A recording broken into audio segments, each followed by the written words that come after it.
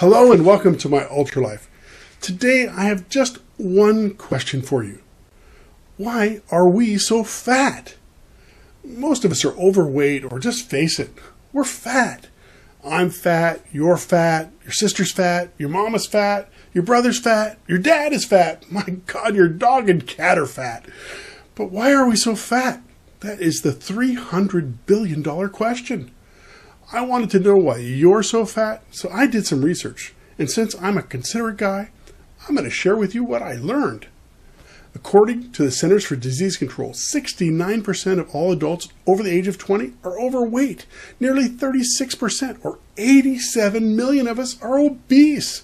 And adults over the age of 60 are more likely to be obese than younger adults. So as you get older, you really got to watch it. And I'm not even talking about the kids yet. There are over 12.5 million kids that are obese.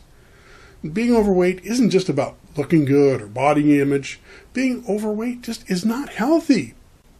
Fat people have higher risks of heart disease, diabetes, stroke, osteoarthritis, joint problems, and certain types of cancer.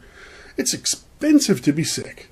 The estimated medical cost to treat obesity was $147 billion in 2008, and it's approaching $200 billion in 2014. Hey, I know we're all going to die, but I prefer to be living as many healthy years as possible. Wouldn't you? I mean, let's face it, getting older sucks. But if you can do something to get healthy, stay healthy, keep living and moving longer and later in life, wouldn't you prefer that to a walker, an electric scooter, or worse? I've seen way too many people get to the age of retirement when they should really be enjoying their life, but because of health issues, they're just too sick or aren't physically mobile to have a good quality of life. You know you're fat. I know I'm fat, but I went looking for a good definition just because I wanted to confirm it. So if you check with the CDC, the Mayo Clinic, the World Health Organization for a definition of being overweight, they all point to the BMI or body mass index. I did a 3-part series a few years ago called the Food Pyramid and BMI. So you can search on MyUltraLife BMI on YouTube if you want to check those out, see a younger, skinnier me. The formula for BMI is your weight divided by your height in inches squared times 703. A BMI of 18.5 to 24.9 is normal. If your BMI is 25 to 29, you're overweight. If your BMI is 30 or higher, you're an obese person. For example, if you're 5'4" and weigh 174 pounds, you are obese. If you're 5'9" and weigh 203 or more, you are an obese person. My BMI is 32 right now. I'm a little portly, and I'm considered obese. While BMI isn't the most accurate, it is the best and quickest gauge of fatness. So you can do the math, but I have an even faster method. Go look in the freaking mirror. Come on. You know you're fat. But why? Why are Americans so fat? Is it because America is a richer nation with more choices? Is it because we can afford to eat more? Well, that could be the reason. Did you know that the U.S. has been the country with the highest obesity rate in the world for the past several years? But I do have some good news. We are now the country with the second highest obesity rate. Mexico just beat us. Some of the other countries in the top 10 of fatness are Micronesia, Dominica, Tonga, Kiribati, and the Cook Islands. These don't sound like countries that are the wealthiest countries compared to America, but maybe they are rich in their diets. Some of the countries with the lowest obesity rates in the world are Japan, Thailand, Indonesia, Korea, Romania, France, and Honduras. And these aren't the poorest countries, so I don't think living in a poor country or a rich country makes the biggest difference. What is different is the diet and the culture. And as you might expect, countries with the lower obesity rates also have lower rates of disease and greater longevity. Are we fat just because Americans aren't aware of the problem? We don't know that we're fat and big. Maybe we should diet more. According to Market Data Enterprises, an independent research company, Americans spend over $61 billion a year on weight loss. They report that 82% of those dollars are spent on do-it-yourself diet plans, such as over-the-counter diet pills, meal replacements, diet books, and diet websites. Weight loss chains such as Jenny Craig, Weight Watchers, and Nutrisystems got more than $3.4 billion. And multi-level marketing plans took in another billion of your bucks. I'd say that if Americans are spending over $61 billion a year, we are certainly aware of the problem. So we've tried dieting, but dieting isn't working. So it's not the answer. Could the reason be we're fat because we don't go to the gym and work out? Well, gym, health, fitness clubs, they brought in over $26 billion last year, and there's over 30,000 facilities around the country with more than 52 million members. Do you have a gym membership? Have you been lately? I must admit there was a time I hadn't gone to the gym for so long, I forgot the combination of my lock. I had to throw it away and get a new one, and I didn't work out that day. The U.S. population has 316 million people, and only 52 million join a gym.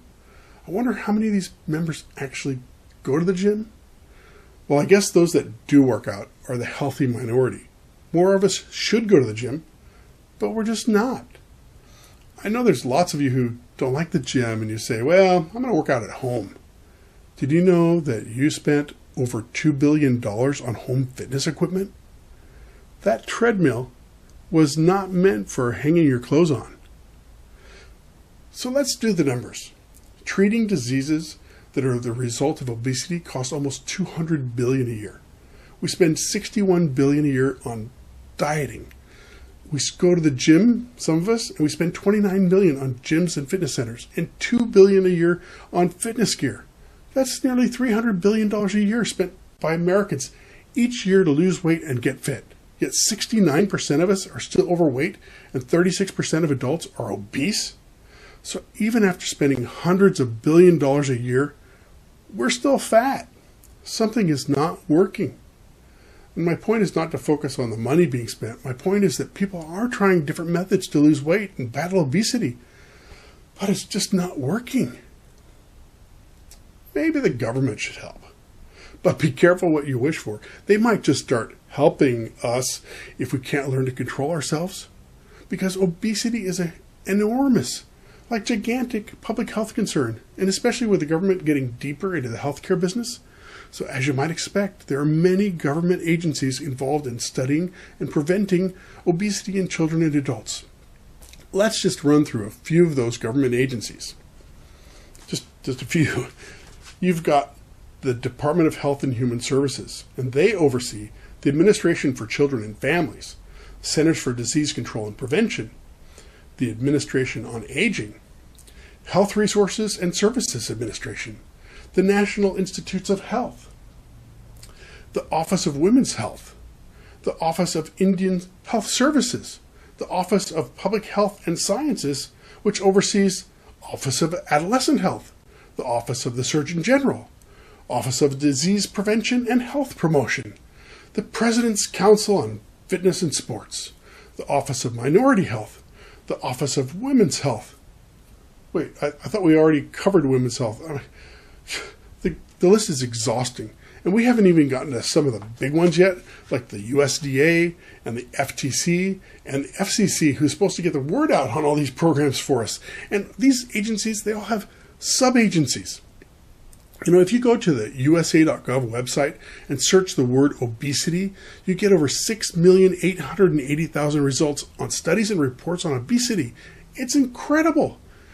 Even the First Lady got into the act beginning of February 2010 by launching her Let's Move campaign with the goal of solving the challenge of childhood obesity within a generation so that children born today will reach adulthood at a healthy weight. Let'sMove.gov involves the Department of Education, the Department of Interior, and the Department of Health and Human Services. With all those departments, there's no report on the campaign's results. But they do have a song, Move Your Body by Beyonce Knowles and Swiss Beats.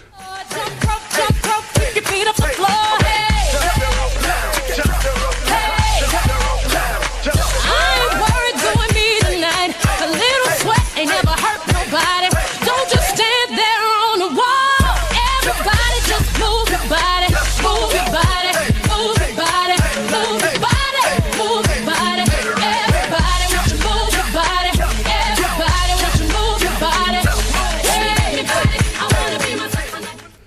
So do-it-yourself diets, weight loss programs, and diet books, they're not doing it. And most of us don't go to the gym.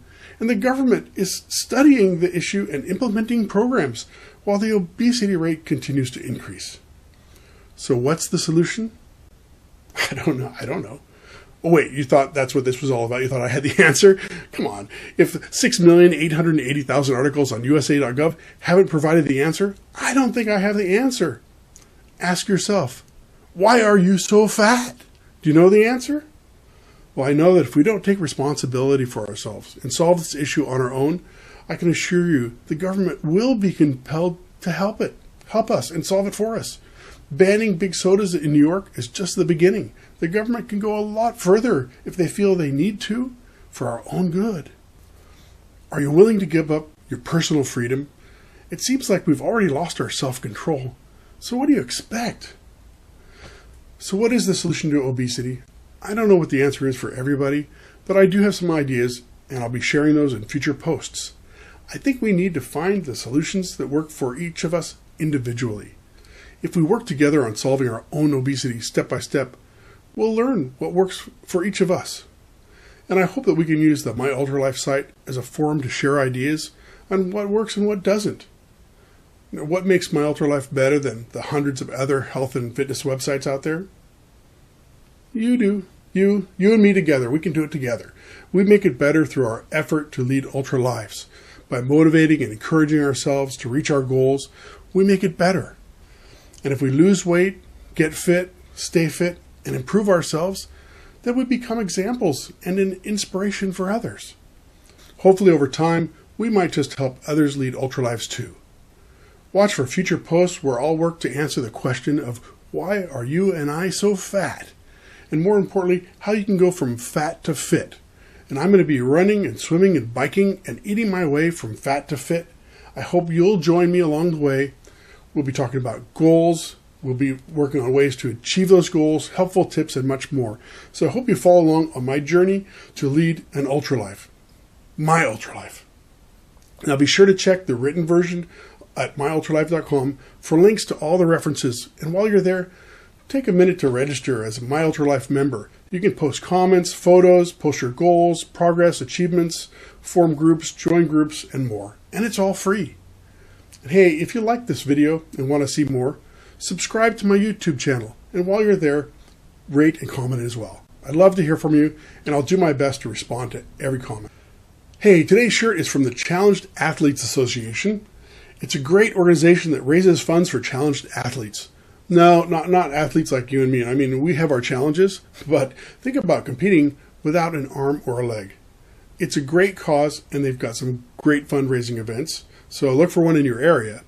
And if you have a charity or an event to promote, send in a shirt. I'll wear it and promote it on this channel. For those of you who made it all the way through, thanks for watching. I know this was a long one. I've had an ultra time making this video, and I hope you have an ultra life too.